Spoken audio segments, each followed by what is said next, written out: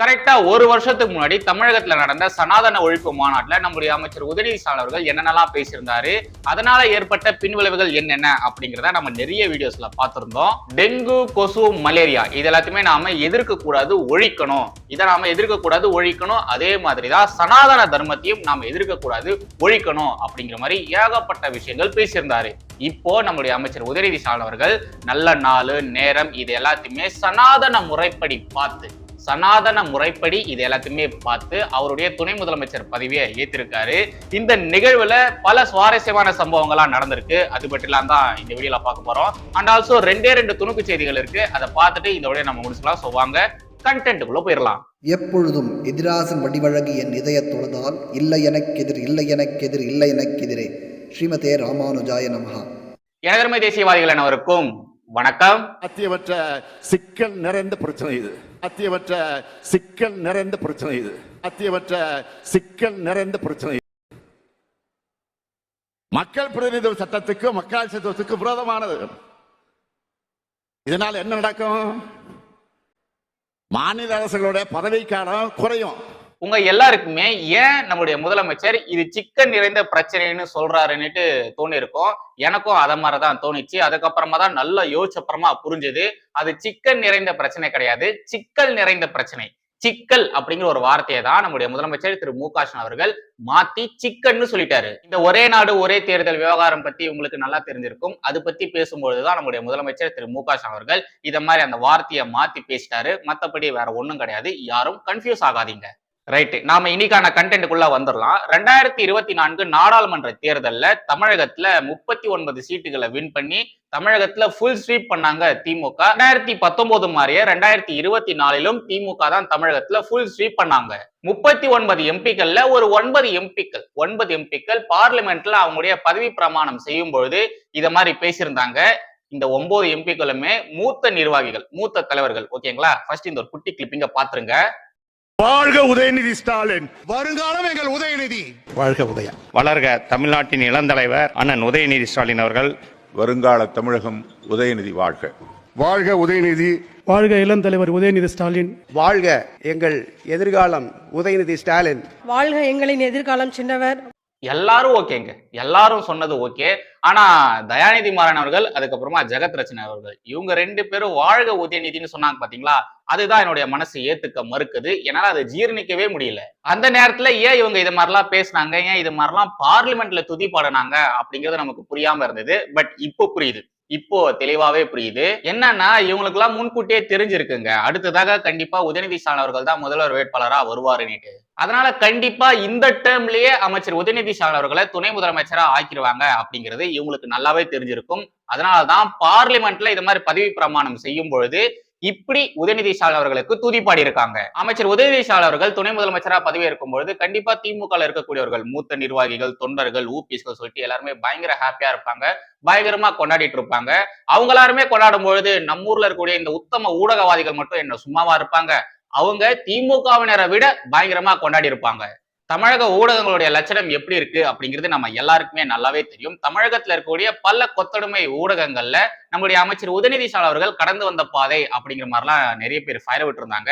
ஏகப்பட்ட ஊடகங்கள்ல சூப்பரா ஃபயர் விட்டு இருந்தாங்க. ஆல்மோஸ்ட் தமிழகத்துல இருக்கக்கூடிய எல்லா மீடியாக்களுமே அந்த கடந்து வந்த பாதை அப்படிங்கிற அந்த செக்மெண்ட் இருக்கு இல்லையா, அதை கவர் பண்ணியிருந்தாங்க. திமுகவின் ஊடகங்களா இருக்கக்கூடிய கலைஞர் செய்திகள், முரசொலி மாதிரியான ஊடகங்களை விட எக்ஸ்ட்ராவா கூவுனது யாருன்னா நம்முடைய ஜூனியர் விகடன் தான். இதை கொஞ்சம் பாருங்களேன். உதயநிதி ஸ்டாலின் எம்எல்ஏ, அமைச்சர், துணை முதல்வர் 1 மார்ச் 2019 தென் சென்னை தொகுதியில் உதயநிதி போட்டியிடுவதற்கான விருப்ப மனுவை பொதுக்குழு உறுப்பினர் சந்திரபாபு கொடுத்தார். 4 ஜூலை 2019 திமுக இளைஞரணி செயலாளர். 24 மார்ச் 2021 எய்ம்ஸ் செங்கல் பிரச்சாரம். இந்த ஒரு செங்கல் எடுத்துட்டு போனாரு பாத்தீங்களா, அந்த செங்கல் வச்சுட்டு பயங்கரமா பிரச்சாரம் பண்ணாரு பாருங்க. அது தேர்தல்ல பிரச்சாரம் பண்ணது கூட கடந்து வந்த பாதைன்னு போட்டிருக்காங்க பாருங்க. 7 மே 2021 திருவல்லிக்கேணி சட்டமன்ற உறுப்பினர்.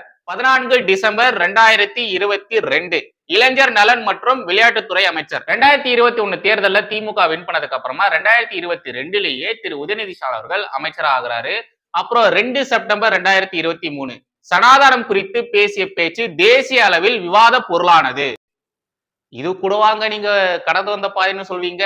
அப்புறம் 29 செப்டம்பர் 2024 தமிழ்நாட்டினுடைய துணை முதலமைச்சராக நம்முடைய அமைச்சர் உதயநிதி ஸ்டாலின் அவர்கள் பொறுப்பேற்றிருக்காரு. கொத்தடிமை ஊடகத்திற்குன்னு ஒரு உருவம் இருந்ததுன்னா அது நீதாண்டா ஜூனியர் விகடன்னு. இந்த லட்சணத்துல இருந்துகிட்டு இவன் அடிக்கடி நேர்மையான ஊடகம்னு தன்னைத்தானே பாராட்டிக்கிட்டு நியூஸ் கார்டு எல்லாம் போடுவான். ரைட்டு. தமிழக அமைச்சரவை மாற்றம் அப்படிங்கிற ஒரு செய்தியை நீங்க கொஞ்சம் மாசத்துக்கு முன்னாடி இருந்தே கேள்விப்பட்டிருக்கலாம். பல ஊடகங்கள்ல தமிழகத்துடைய அமைச்சரவையை மாத்த போறாங்க அப்படி மாதிரிலாம் தொடர்ந்து செய்தி வந்துட்டு இருந்தது. அண்ட் ஆல்சோ நம்முடைய தமிழக முதல்வர் கிட்ட கூட நம்முடைய ஊடகங்கள் அந்த கேள்வியை கேட்டுட்டு இருந்தாங்க.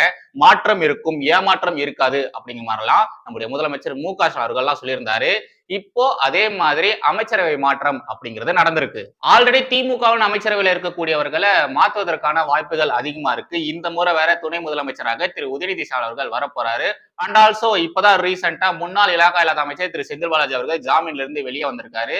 அவருடைய பழைய அமைச்சர் பதவியை அவங்களுக்கு திருப்பி தராதா நிறைய பேர் சொல்லிட்டு இருந்தாங்க. நிறைய பேர் அதை தான் யூகிச்சு வச்சிருந்தாங்க. அதே மாதிரிதான் இப்ப நடந்திருக்கு. பலருடைய பதவிகளும் பறிக்கப்பட்டிருக்கு. வேற இந்த நியூஸ் கடை பாருங்க. தமிழ்நாடு அமைச்சரவையில் மாற்றம். தமிழ்நாடு அமைச்சரவையில் இருந்து மனோ தங்கராஜ், செஞ்சி மஸ்தான், கா ராமச்சந்திரன் ஆகியோர் விடுவிப்பு. கோவி செழியன், ஆர் ராஜேந்திரன், சாமு நாசர் ஆகியோரை அமைச்சர்களாக நியமிக்குமாறு முதலமைச்சர் மு க ஸ்டாலின் விடுத்த பரிந்துரையை ஏற்றார் ஆளுநர். திரு செஞ்சி மஸ்தான் அவர்களை நல்லா தெரியும், திரு மனோ தங்கராஜ் அவர்களையும் நல்லா தெரியும். பட் திரு கா ராமச்சந்திரன் அவரை தான் எனக்கு தெரியல. செஞ்சி மஸ்தான் அவர்களுடைய பதவி பறிக்கப்பட்டதுக்கு அப்புறமா ஒரு சில இஸ்லாமியர்கள் சோசியல் மீடியால என்ன சொல்றாங்கன்னா, நீங்க பாஜகல இஸ்லாமியர்கள் இல்ல, அமைச்சரா இஸ்லாமியர்கள் யாரோ இல்ல, ஒருத்தர் கூட இஸ்லாமியரே இல்ல அப்படி மாதிரிலாம் நீங்க சொல்லிட்டு இருக்கீங்க. பட் திமுகலயும் அதே நிலைமையில தான் இருக்கு, திமுகவும் பாஜகவும் ஒண்ணுதான் அப்படிங்கிற மாதிரிலாம் சில இஸ்லாமியர்கள் கருத்து சொல்லியிருந்தாங்க. அவங்க சொன்ன கருத்தானது முற்றிலும் தவறானது. ஏன்னா இந்த முறை திரு நாசர் அவர்களுக்கு வாய்ப்பு கொடுத்திருக்காங்க. செஞ்சி மஸ்தான் அவரு பதவியிலிருந்து இறக்கினாலும் திரு நாசர் அவர்களுக்கு பதவி கொடுத்திருக்காங்க. சோ இஸ்லாமியரே இல்லாத அமைச்சரவை திமுகவின் அமைச்சரவை அப்படின்னு சொல்றதெல்லாம் ரொம்ப ரொம்ப தப்பு. முன்னாள் அமைச்சர் திரு மனோ தங்கராஜ் அவர்கள் பால்வளத்துறையினுடைய அமைச்சரா இருந்திருந்தாரு. அவருடைய அந்த பால்வளத்துறை அமைச்சர் பதவிக்கு பால் ஊத்திருக்காங்க பாவம். இந்த ஒரு விஷயத்தை பார்த்துட்டு நிறைய நெட்டிசன்கள் அவரை பயங்கரமா கலாச்சிட்டு வந்துட்டு இருக்காங்க. திரு மனோ தங்கராஜ் அவருடைய பழைய பதிவுகள் எல்லாம் போட்டு பயங்கரமா கேலி கிண்டலும் பண்ணிட்டு வந்துட்டு இருக்காங்க. அதுல ரொம்ப முக்கியமான ஒரு பதிவு எதுனா இதுதான், மூச்சு இருக்கா மானம் ரோஷம் அப்படிங்கிற மாதிரி நம்முடைய பாரத பிரதமர் நரேந்திர மோடி அவர்களை பார்த்து திரு மனோ தங்கராஜ் அவர்கள் ஒரு விமர்சனம் ஒண்ணு வச்சிருந்தார் இல்லையா, அதுக்கப்புறமா கூட அவர் அந்த ஒரு ட்வீட்டை டெலீட் பண்ணிட்டாரு. பட் ஸ்டில் அந்த ட்வீட்டினுடைய ஸ்கிரீன்ஷாட் எல்லார்கிட்டயுமே இருக்கு. அந்த ஒரு ஸ்கிரீன்ஷாட்டை போட்டுட்டு உங்களுக்கு இது தேவைதான், நீங்க அப்போ இது மாதிரிலாம் சொன்னீங்க இல்லையா, அதனாலதான் திமுக உங்களுக்கு ஆப்பு வச்சிருக்காங்க அப்படிங்கிற மாதிரி நிறைய பேரு இப்படிப்பட்ட கருத்தெல்லாம் சொல்லிட்டு வராங்க. விடுங்க சார் பாத்துக்கலாம், வருத்தமா தான் இருக்கும், கொஞ்சம் வருத்தமா தான் இருக்கும், என்ன பண்றது. நாங்களாம் கூட திரு பிடிஆர் அவர்களுக்கு அவருடைய பழைய நிதியமைச்சர் பதவியை அவருக்கு மறுபடியும் கொடுப்பாங்க அப்படி மாதிரிலாம் எதிர்பார்த்தோம். பட் அது எதுவும் நடக்கல. அதுவும் கொஞ்சம் வருத்தமா தான் இருக்கு. விடுங்க பாத்துக்கலாம். நாம என்ன அதிமுக பாஜக மாதிரி பதவிக்காகவா கட்சியில இருக்கோம்? கிடையாது, கொள்கைக்காக, திராவிட கொள்கைக்காக தான் கட்சியில இருக்கோம்.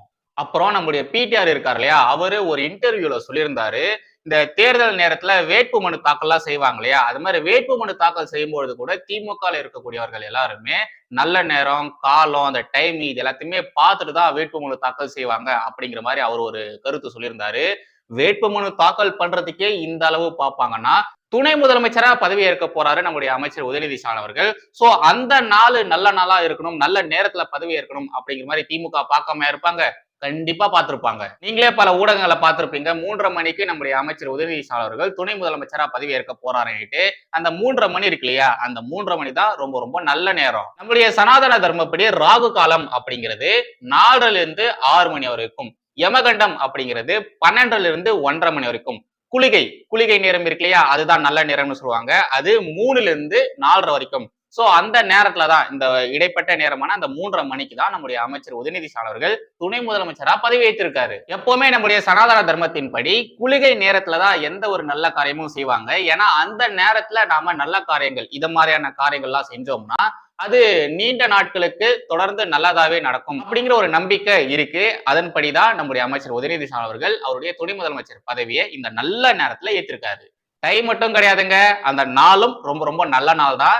இந்த நாள்ல நீங்க என்ன செஞ்சாலும் அது வளரும், வளர்ந்துகிட்டே போகும்னு சொல்லுவாங்க. அப்படிப்பட்ட ஒரு நாள்ல, அப்படிப்பட்ட ஒரு நல்ல நேரத்துலதான் நம்முடைய அமைச்சர் உதயநிதி ஸ்டாலின் அவர்கள் அவருடைய பதவியை ஏற்றிருக்காரு. என்னதான் பல மேடைகள்ல 1000 முறை இந்து தர்மத்தை குறித்து அவதூறு கருத்துக்கள் சொல்லியிருந்தாலும், எங்களுக்கு எல்லாம் கடவுள் நம்பிக்கை இல்லவே இல்லை அப்படின்ற மாதிரி சொல்லியிருந்தாலும், திமுகவுடைய தலைமை குடும்பத்தில் இருக்கக்கூடிய எல்லாருக்குமே கடவுள் மேல பக்தி அப்படிங்கிறது ரொம்ப அதிகமாவே இருக்கும். அவங்க எல்லாருமே கடவுள் பக்தி இருக்கிறவங்க தான், கடவுள் மேல பயம் இருக்கிறவங்க தான். வெளியே இந்த மேடைகள்ல தான் அவங்க அப்படி பேசுவாங்களே தவிர உண்மையாலேயே அவங்க எல்லாம் அப்படி கிடையாதுங்க. இந்த பதவியேற்பு விவகாரத்தை வச்சுக்கிட்டு மட்டும் நான் அதை சொல்லல. இந்த திருப்பதி லட்டு விவகாரம் கூட நீங்க பாருங்களேன். திமுகவின் தலைமை குடும்பத்துல இருக்கக்கூடிய யாருமே இந்த திருப்பதி லட்டு குறித்து யாரும் கேலி கிண்டலே பண்ணல. ஒருத்தர் கூட ஒரு கருத்து கூட சொல்லல. ஏன்னா அவங்க எல்லாருக்குமே திருப்பதி பெருமாள் மேல அவ்வளவு பக்தி இருக்கு, அவ்வளவு பயம் இருக்கு. நீங்களே நிறைய செய்திகளை பார்த்திருப்பீங்க. திருப்பதி கோவில் இருந்து டைரக்டா அவங்களுக்கு பிரசாதம்லாம் வரும். நம்ம செய்திகளை எவ்வளவு முறை பார்த்திருப்போம். சோ அவங்களுக்கு திருப்பதி பெருமாள் மேல அவ்வளவு பயம் இருக்கு, அவ்வளவு பக்தி இருக்கு. அதனாலதான் இந்த லட்டு விவகாரத்துல பெருசா அவங்க எந்த விதமான எதிர்கருத்து சொல்லவே இல்லை. ஆனா இதெல்லாம் இங்க இருக்கக்கூடிய இந்த தற்கொலை ஊபிஸ்களுக்கு என்ன புரியவா போகுது? அவங்களுக்கு என்ன தெரியவா போகுது? தெரிஞ்சாலும் புரிஞ்சாலும் அந்த ஊபிஸ்கள் அதை பத்தி எல்லாம் பேச மாட்டாங்க, கப்சிப்புன்னு தான் இருப்பாங்க. அது குறித்து வாயே திறக்க மாட்டாங்க. What ever. போன வருஷம் நம்முடைய அமைச்சர் உதயநிதி ஸ்டாலின் அவர்கள் சனாதன தர்மத்தை ஒழிக்க வேண்டும் அப்படிங்கிற மாதிரி பேசியிருந்தாலும் சனாதன எதிர்ப்பு மாநாடு என்று போடாமல் சனாதன ஒழிப்பு மாநாடு என்று நீங்கள் இதை போட்டிருக்கிறீர்கள், இதை அழைத்திருக்கிறீர்கள், இந்த நிகழ்ச்சிக்கு பெயரிட்டீர்கள். அதற்கு என்னுடைய வாழ்த்துக்கள். சிலவற்றை நாம் ஒழிக்கத்தான் வேண்டும், எதிர்க்க முடியாது. கொசு, டெங்கு காய்ச்சல், மலேரியா, கொரோனா இதையெல்லாம் நம்ம எதிர்க்கக்கூடாது, ஒழித்து கட்ட வேண்டும். அப்படிதான் இந்த சனாதனம். எல்லாரும் பேசினாதாங்க சனாதனத்தை பத்தி. உதயநிதி இப்ப பேசல, 200 ஆண்டுகளா நம்ம குரல் கொடுத்துக்கிட்டு இருக்கிறோம். நம்முடைய தலைவர்கள் எல்லாம் திராவிட முன்னேற்ற கழகம் இந்த இயக்கம் ஆரம்பிக்கப்பட்டதே இந்த சனாதனத்தை ஒழிக்கத்தான், சமூக நீதியை வளர்க்கத்தான். ஆனா அதெல்லாம் விட முக்கியம், தொடர்ந்து குரல் கொடுப்போம். இன்னும் 100 ஆண்டுகள் ஆனாலும் குரல் கொடுப்போம். நான் திருப்பவும் சொல்றேன், நான் சனாதன கோட்பாடுகளை தான் நான் விமர்சிச்சேன். சனாதன கோட்பாடுகளை தான் நான் ஒழிக்கணும்னு சொன்னேன். அதை நான் பேசிட்டு தான் இருப்பேன். ஆனா இந்த வருஷம் சனாதன முறைப்படி நாள் நேரம் காலம் எல்லாத்தையுமே பார்த்துட்டு தான் அவருடைய பதவியை ஏற்றிருக்காரு. அது வரைக்கும் எங்க எல்லாருக்குமே ரொம்ப சந்தோஷம். வாழ்த்துக்கள் சார், வாழ்த்துக்கள். என் சேனல் சார்பாக உங்களுக்கு நான் வாழ்த்துக்கள் தெரிவிச்சுக்கிறேன். நீங்களும் வாழ்த்துக்கள் தெரிவிச்சிருங்க. அப்புறம் ஒரு சில பேர் பாத்தீங்கன்னா ஆந்திராவையும் தமிழகத்தையும் பயங்கரமா கம்பேர் பண்ணி பேசியிருந்தாங்க. ஆந்திராவுடைய துணை முதலமைச்சராக இருக்கக்கூடிய பவன் கல்யாண் அவர்களையும் தமிழகத்துடைய இப்ப துணை முதலமைச்சராக இருக்கக்கூடிய திரு உதயநிதி ஸ்டாலின் அவர்களையும் பயங்கரமா கம்பேர் பண்ணியிருந்தாங்க. அங்க பாருங்க, அங்க இருக்கக்கூடிய துணை முதலமைச்சர் சனாதன தர்மத்திற்காக பயங்கரமா வேலை பார்க்கிறாரு. சனாதன தர்மத்திற்காக ஒரு போர்டு ஒண்ணு நாம உருவாக்கணும் அப்படிங்கிற மாதிரிலாம் சொல்றாரு. பட் தமிழகத்துல இருக்கக்கூடிய துணை முதலமைச்சர் பாருங்க, சனாதன தர்மத்தை ஒழிக்கணும்னு பேசினவரு. அப்படி பேசினவர் தான் இப்போ இங்க துணை முதலமைச்சரா இருக்காரு அப்படின்ற மாதிரிலாம் நிறைய பேர் பேசியிருந்தாங்க. அதுக்கெல்லாம் நாம என்னங்க பண்ண முடியும்? நாம என்ன பண்ண முடியும்? அந்த பக்கம் இதே மாதிரி நம்முடைய அமைச்சர் உதயநிதி ஸ்டாலின் அவர்கள் துணை முதலமைச்சரா பதவி ஏற்றிட்டு இருக்கும் பொழுது இந்த பக்கம் சோசியல் மீடியால இருக்கக்கூடிய நெட்டிசன்கள் அன்ஃபிட் எனும் நான் அப்படிங்கிற ஒரு ஹேஷ்டேக பயங்கரமா ட்ரெண்ட் பண்ணிட்டு இருந்தாங்க. இத மாதிரி ஏதாச்சும் ஒரு யாடாவோடமான ஹேஷ்டேக ட்ரெண்ட் பண்ணலான்னா தான் நம்ம ஆச்சரியப்படணும். கண்டிப்பா இப்படிப்பட்ட ஒரு நிகழ்வு நடக்கும்போது அதற்கு எதிராக இங்க திமுகவுக்கு எதிராக அரசியல் பண்ணக்கூடியவர்கள் அப்படி ஒரு விஷயத்த கண்டிப்பா பண்ணதான் செய்வாங்க. அதை தான் பண்ணியிருக்காங்க. அப்புறம் உங்களுக்காக ஒரு முக்கியமான வீடியோ கொண்டு வந்திருக்கேன், தயவு செய்து பாருங்களேன். உதய் பாலிடிக்ஸ்ல ஐ திங்க் இது you would have answered million zillion times ன்னு நினைக்கிறேன். மறுபடியும் நான் கேட்டே ஆகணும், என்ன பாலிடிக்ஸ்ல எதிர்பார்க்கலாமா உதய? அதுக்கான முயற்சி இது கிடையாது. ஒரு அரசியல் குடும்பத்தை பிறந்தவங்க ஒரே காரணத்துக்காக நான் அரசியல் வரணும்னு அவசியமே கிடையாது. டெஃபினெட்லி அதுக்காக நிறைய பேர் கட்சிக்காக உழைச்சவங்க ஏகப்பட்ட பேர் இருக்காங்க. அவங்க தான் வரணும். உங்களை அரசியல் வர சொல்லி உங்க வீட்டிலையோ இல்ல உங்க நடிகர்களோ உங்களை சாமி வராது கேட்டுட்டாங்க? இல்ல. உங்களுக்கு ஆசை இருக்கு அரசியல் வர்றதுக்கு? இல்ல. இல்லைங்க, நான் அரசியல் இல்லைன்னு ஏன் நீங்க நினைக்கிறீங்க?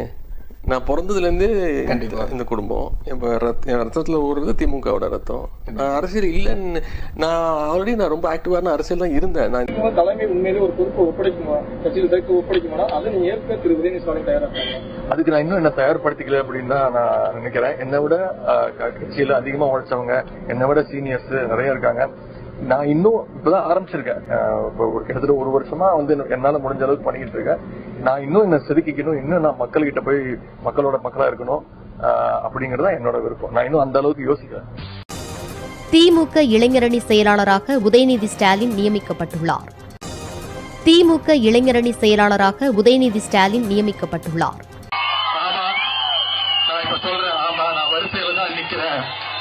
தலைமை பொறுப்புக்கு வரணும்னு கிடையாது. அதுவும் அங்க நிக்கிறா பாருங்க, கடைசி கோடி தொண்டன். அவனுக்கு பின்னால அவனுக்கு தோல் கொடுக்க நான் எப்போதும் அந்த வரிசையில் தான் நிற்பேன். உழைப்புடன் நான் எந்த பதவிக்கு பொறுப்பு வந்து உழைக்கணும்னு அவசியம் இல்லை. சேப்பாக்கம் தொகுதியில் போட்டியிட திமுக இளைஞரணி செயலாளர் உதயநிதி ஸ்டாலின் விருப்ப மனு தாக்கல் செய்துள்ளார். விருப்ப மனு கொடுத்திருக்கிறேன். அப்ளிகேஷன் இப்பதான் போட்டிருக்கேன். அடுத்தது அமைச்சர் அப்படிங்கிற ஒரு லைன் எடுத்துக்கலாமா? அதுக்கு முதல்ல சட்டமன்ற உறுப்பினர் ஆகணும். தலைவர் முடிவு எடுப்பாங்க. எல்லாத்தையும் நான் முடிவு எடுக்கிறது கிடையாது. கொடுத்தா ஏத்துக்கிறதுக்கு தயாரா இல்ல, அது எனக்கு நான் ஏத்துக்க மாட்டேன். எனக்கு கொஞ்சம் இன்னும் இப்பதான் முதல் முறை சட்டமன்ற உறுப்பினர் ஆயிருக்கேன். அதனால எனக்கு வேணாம்னு தான் சொல்வேன். நான் ஏத்துக்க மாட்டேன். உதயநிதி ஸ்டாலின் என்னும் நான் தமிழ்நாட்டு அரசின் அமைச்சர் என்ற முறையில் எனது கவனத்துக்குள்ளாவதும் தெரிய வருவதுமான எந்த பொருளையும் அமைச்சரின் கடமைகளை உரியவாறு நிறைவேற்ற தேவையான தொண்டர்கள் வந்து துணை முதலமைச்சர் பதவியை வந்து வழங்கணும் அப்படின்ற மாதிரி ஸ்டாலின் எந்த தொண்டர் சொன்னாங்க? உங்க நான் பார்க்கவே இல்லையே. நான் பார்க்கல. விருப்பம் இருக்கா சார்? கழகம் தான் கலைஞர், கலைஞர் தான் கழகம். விளைவு தானே எங்க தளபதி முதலமைச்சர். அதனுடைய விளைவு தானே எங்களுடைய ஐயா. இன்னைக்கு எங்க ஐயா இளையவர் சின்னவர் ஜமீன்தார் சின்னவர் வந்துட்டாரு. மிஞ்சி போனா எவ்வளவு நாள் இருப்போம் தெரியாது. எனக்கு ஒரு ஆசை, ஐயா இன்பா ஐயாவையும் அடுத்து முதலமைச்சர் ஆகிட்டு சாப்பிடணும் ஒரு ஆசை. ஐயா இன்பா ஐயாவையும் அடுத்து முதலமைச்சர் ஆகிட்டு சாப்பிடணும். இதுல நான் 2 விஷயம் சொல்ல ஆசைப்படுறேன். ஒண்ணு என்னன்னா, நம்முடைய துணை முதலமைச்சர் திரு உதயநிதி ஸ்டாலின் அவர்கள் பாத்தீங்கன்னா, ஃபர்ஸ்ட் எனக்கு விருப்பமே இல்லை, எனக்கு அரசியலே விருப்பம் இல்லை, நான் அரசியல்ல வரவே மாட்டேன், எனக்கு இன்ட்ரெஸ்டே இல்லை அப்படி மாதிரி சொல்லிட்டு இருந்தாரு. அதுக்கப்புறமா நான் அரசியல தானங்க இருக்கேன், என்னுடைய ரத்தம் திமுக ரத்தம் தானங்க அப்படிங்கிற மாதிரி சொல்லிட்டு இருந்தாரு. அதுக்கப்புறமா கட்சிக்குள்ள வந்தாரு, பதவி வாங்கினாரு, அதுக்கப்புறமா எலெக்ஷன்ல நின்னாரு, வின் பண்ணாரு, அதுக்கப்புறமா அமைச்சரானாரு. இது மாதிரி ஒரு ப்ராசஸ்க்கு முன்னாடி என்ன பண்ண போறாரோ அது குறித்து கேள்வி வரும்பொழுது இல்ல எனக்கு அதுல விருப்பம் இல்லை, நான் அது மாதிரி பண்ண மாட்டேன், எனக்கு அமைச்சர் பதவியில விருப்பம் இல்லைன்னு சொல்லுவாரு. பட் அமைச்சரா அவர் ஆயிட்டாரு. அதுக்கப்புறமா துணை முதலமைச்சர்லாம் எனக்கு இன்ட்ரெஸ்ட் கிடையாது, நான் ஆக மாட்டேன், நிறைய பேர் இருக்காங்க அப்படி மாதிரிலாம் சொன்னாரு. அதுக்கப்புறமா அவர் இப்போ துணை முதலமைச்சரா ஆயிருக்காரு. ஆனா கடைசியில திரு வி.பி. ராஜன் முன்னாள் எம்எல்ஏ அவர் சொன்னாரு பாருங்க, எனக்கு ஒரே ஒரு ஆசை, இன்பாயா கூட பாத்தீங்கன்னா முதலமைச்சரா ஆகணும், அதை நான் பார்க்கணும் அப்படின்ற மாதிரி சொன்னாரு. பாத்தீங்களா, இதெல்லாம் நான் என்னன்னு சொல்லுவேன். இத மாதிரி திரு உதயநிதி ஸ்டாலின் அவர்கள் துணை முதலமைச்சரா பதவி ஏற்றதுக்கு அப்புறமா திரைத்துறையில இருக்கக்கூடிய பல பேர், சின்ன நடிகர்கள் இருந்து பெரிய நடிகர்கள் இருந்து சூப்பர் ஸ்டார் ரஜினிகாந்த் வரைக்கும் பாத்தீங்கன்னா நிறைய பேரு பயங்கரமா வாழ்த்துக்கள் சொல்லி தள்ளிட்டாங்க. அது மாதிரி பல பேர் வாழ்த்து சொல்லியிருந்தாலும் நம்ம ஒரு 2-3 பேருடைய வாழ்த்துக்களை மட்டும் பார்க்கலாம். ஃபர்ஸ்ட் இந்த ஒரு குட்டி கிளிப்பிங்க பாருங்க. அளவிற்கு திடகாத்திர உணர்வு கொண்டவர் மாண்புமிகு துணை முதல்வராக இன்றைக்கு பொறுப்பேற்க இருக்கின்ற அன்பிற்கினிய அருமை அண்ணன் உதயநிதி ஸ்டாலின், அன்பிற்கினிய அருமை அண்ணன் உதயநிதி ஸ்டாலின், அன்பிற்கினிய அருமை அண்ணன் உதயநிதி ஸ்டாலின், அன்பிற்கினிய அருமை அண்ணன் உதயநிதி ஸ்டாலின், அன்பிற்கினிய அருமை அண்ணன் உதயநிதி ஸ்டாலின், அன்பிற்கினிய அருமை அண்ணன் உதயநிதி ஸ்டாலின், அன்பிற்கினிய அருமை அண்ணன் உதயநிதி ஸ்டாலின் என்பதை அனைவரும் நன்றாக அறிவார்கள். அண்ணன் உதயநிதி ஸ்டாலின் அவர்கள் 61 வயதாமா நம்முடைய சேகர் பாபு அவர்களுக்கு. பட் நம்முடைய அமைச்சர் உதயநிதி ஸ்டாலின் அவர்களுக்கு 46 வயசு தான் ஆகுது. இவரை விட ரொம்ப ரொம்ப சின்னவரான திரு உதயநிதி ஸ்டாலின் அவர்களை அண்ணன்னு நம்முடைய அமைச்சர் சேகர் பாபு அவர்கள் சொல்றாரு. சார் என்ன சார் இது, என்னது இது? அடுத்து அமைச்சர் பிடிஆர் இருக்கார் இல்லையா, அவருடைய ஒரு பர்டிகுலர் கிளிப்பிங் பாத்தீங்கன்னா இன்னைக்கு செம்ம ட்ரெண்டிங்ல போயிட்டு இருந்தது, செம்ம வைரலா போயிட்டு இருந்தது. அந்த கிளிப்பிங் போடுறேன் பாருங்களேன். அன்ஃபிட் தத்திகள்லாம் வச்சுக்கிட்டு சும்மா வாரிசுக்காக நீங்க கட்சி நடத்த பாத்தீங்கன்னா ஏதோ திறமைசாலிகள் உள்ள கட்சி உங்களை உதச்சிட்டு போயிடும். எதனால பிடிஆர் அவருடைய இந்த ஒரு பர்டிகுலர் கிளிப்பிங் இன்னைக்கு செம வைரலா செம ட்ரெண்டிங்ல போச்சுன்னா, நம்முடைய அமைச்சர் உதயநிதி ஸ்டாலின் அவர்கள் துணை முதலமைச்சரா பதவி ஏற்கக்கூடிய நிகழ்ச்சிக்கு பிடிஆர் அவர்கள் வரவே இல்லை, அவர் ஆப்சென்ட் ஆயிருந்தாரு. அவர் வராத காரணத்தை வச்சுக்கிட்டு இங்க இருக்கக்கூடிய நிறைய பேர் பாத்தீங்கன்னா இட்டு கட்டி பேச ஆரம்பிச்சிட்டாங்க. அதுக்கப்புறமா பிடிஆர் அவர்கள் நேரடியாக திரு உதயநிதி ஸ்டாலின் அவர்களை சென்று பார்த்துட்டாரு, அதை ஒரு பதிவாவே போட்டிருந்தாரு. அதை கொஞ்சம் பாருங்க. கழக தலைவர் மாண்புமிகு முதலமைச்சர் திரு மு.க. ஸ்டாலின் அவர்கள் தலைமையிலான திராவிட மாடல் அரசின் மாண்புமிகு துணை முதலமைச்சராக பொறுப்பேற்றுள்ள அன்பு சகோதரர் திரு உதயநிதி ஸ்டாலின் அவர்களை சந்தித்து வாழ்த்துக்களை தெரிவித்து மகிழ்ந்தேன். அவரால் அந்த ஒரு நிகழ்ச்சிக்கு போக முடியலனாலும் நேரடியாக திரு உதயநிதி ஸ்டாலின் அவர்களை சந்திச்சு அவருடைய வாழ்த்துக்களை அவர் பரிமாறி இருக்காரு. எதனால திரு பிடிஆர் அவர்களால் அந்த ஒரு நிகழ்ச்சிக்கு போக முடியல அப்படிங்கிற மாதிரி சொல்றாங்கன்னா, திரு பிடிஆர் அவருடைய தாயாருக்கு திடீர்னு உடல் நலக்குறைவு ஏற்பட்டது, அதனாலதான் அவரால் வர முடியல, அவருக்கு சரியா பிளைட்டும் கிடைக்கல. அதுக்கப்புறமா ஒரு டைரக்டா பிளைட்டை பிடிச்சி சென்னைக்கு வந்து திரு உதயநிதி ஸ்டாலின் அவர்களை சந்திச்சிருக்காரு அப்படி மாதிரிலாம் சொல்லிட்டு இருந்தாங்க. இது மாதிரி அவங்க சொன்னதுக்கு அப்புறமா, இது மாதிரியான விஷயங்கள் லீக் ஆனதுக்கு அப்புறமா திரு பிடிஆர் அவர்கள் இப்படி ஒரு போஸ்டா போட்டிருந்தாரு. இதே மாதிரி நம்முடைய கமல்ஹாசன் இருக்காரு இல்லையா, அவரு ஒரு ட்வீட் ஒன்று போட்டிருந்தாரு பாருங்க. Congratulations Udayanithi Stalin on your elevation as Deputy Chief Minister of Tamil Nadu. Today you undertake a solemn oath both to the Constitution of India and the people of Tamil Nadu. I am confident you will faithfully serve them both. அப்படிங்கிற மாதிரி ஒரு tweet ஒன்று போட்டிருந்தாரு. இதே வாய்தான் அப்போ இப்படி பேசியிருந்தது. சிலர் ஆசைக்கும் தேவைக்கும் வாழ்வுக்கும் வசதிக்கும் ஊரார் கால் பிடிப்பார், ஒரு மானமில்லை அதில் ஈனமில்லை, அவர் எப்போதும் வால் பிடிப்பார், எதிர்காலம் வரும் என் கடமை வரும், இந்த கூட்டத்தின் ஆட்டத்தை ஒழிப்பேன் அப்படிங்கிற மாதிரி நம்முடைய கமலஹாசன் அவர்கள் தான் இப்படிப்பட்ட ஒரு ட்வீட் போட்டிருந்தாரு. இப்ப என்னடானா ஆசைக்கும் தேவைக்கும் வாழ்வுக்கும் வசதிக்கும் ஊரார் கால் பிடிச்சிருக்காரு. என்ன சார் இது? என்னது இது? அப்பா கமல் சார், உங்களா மாதிரி 1ஆம் நம்பர் பச்சோந்திய நாங்க இது வரைக்கும் பார்த்ததே கிடையாது. நீங்க மட்டும்தான். நெக்ஸ்ட் நம்முடைய வைகோ அவர்கள் என்ன சொல்லியிருக்காரு அப்படிங்கிறத பாருங்க.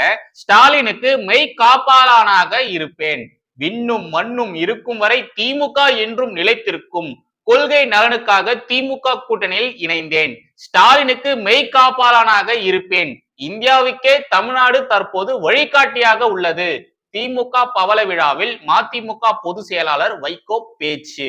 இதே வைகோ அவர்கள் கடந்த காலங்கள்ல திமுகவையும் நம்முடைய முதலமைச்சர் மு.க. ஸ்டாலின் அவர்களும் எப்படிலாம் விமர்சனம் பண்ணியிருக்காரு அப்படிங்கிறத கொஞ்சம் பாருங்க. ரோசம், சூடு, சொரண, மானம், வெக்கம் ஒண்ணுமே கிடையாதா திமுகவுல? சாதிக் பாட்சா மரணத்துக்கு திமுக காரணம் என்று நான் குற்றம் சாட்டுகிறேன். இதுக்கு ஒரு வழக்கு போடுங்க. இதற்கு வழக்கு போட வக்கில்லாத ஸ்டாலின் இந்த ஆத்திரத்துல அப்படியே மனசு துடிச்சு போய் இந்த கூட்டணிக்கு இவங்க இத்தனை சீட்டு கொடுக்கிறோம், இத்தனை பணம் கொடுக்கிறோம்னு முயற்சி பண்ணாங்க, எல்லா பேப்பர்லயும் வந்தது. அதுக்கு மேல மானநஷ்ட வழக்கு போடுறாங்களே.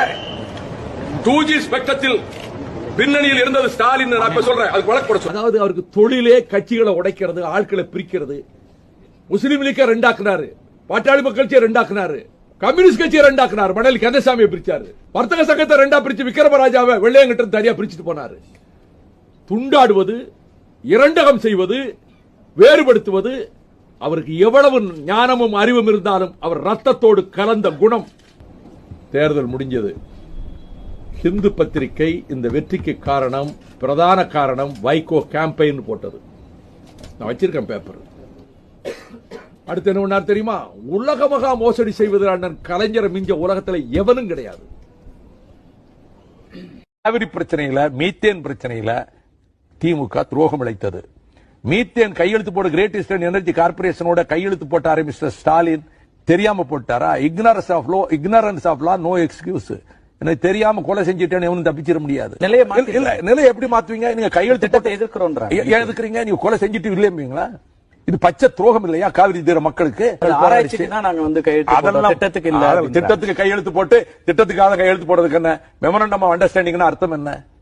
அதுக்கு தான் கையெழுத்து போட்டாங்க. இது குறித்து வாயே திறக்கல ஸ்டாலின் பலகாலம். இப்பதான் சொல்லி கொடுத்து பல பேர் இந்த பதில சொல்றாரு. அந்த படுகொலை.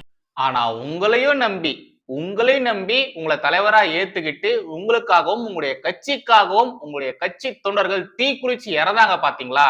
அவங்களுடைய ஆத்மா உங்களை சும்மா விடும்? கண்டிப்பா சும்மா விடாது. கண்டிப்பா அவங்களுடைய ஆத்மா உங்களை சும்மாவே விடாது சார். எப்படி எல்லாம் பேசியிருக்காரு பாருங்க. கடந்த காலங்கள்ல கடுமையா விமர்சனம் பண்ணியிருக்காரு நம்முடைய வைகோ அவர்கள். எனக்கு தெரிஞ்சு திமுகவையும் முதலமைச்சர் மு.க. ஸ்டாலின் அவர்களையும் முன்னாள் முதலமைச்சர் திரு கலைஞர் கருணாநிதி அவர்களையும் இந்த அளவு விமர்சனம் பண்ணது எனக்கு தெரிஞ்சு வைகோ அவர்களால மட்டும்தான் இருக்க முடியும். வேற யாருமே இப்படி விமர்சனம் பண்ணதே கிடையாது.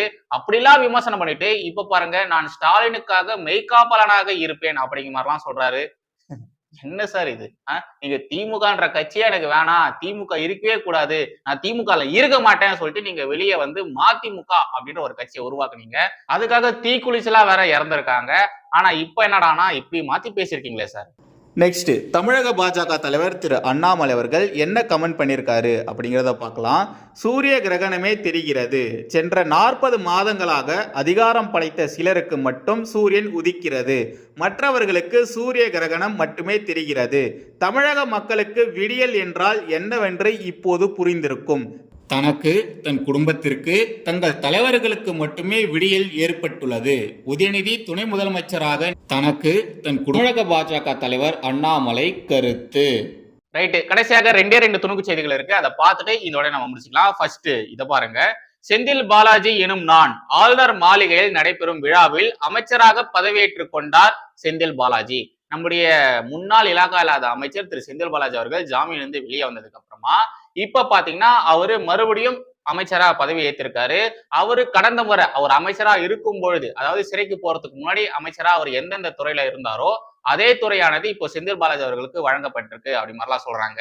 வாழ்த்துக்கள் சார், வாழ்த்துக்கள். நாம நம்முடைய சேனல் சார்பாக அவருக்கு வாழ்த்துக்களை தெரிவிச்சுக்கலாம். அடுத்ததாக இதை பாருங்க. பதிலடி, என் மீதான விமர்சனங்களுக்கு எனது பணிகளின் மூலம் பதிலளிப்பேன் அப்படிங்கிற மாதிரி நம்முடைய துணை முதலமைச்சர் திரு உதயநிதி ஸ்டாலின் அவர்கள் சொல்லியிருக்காரு.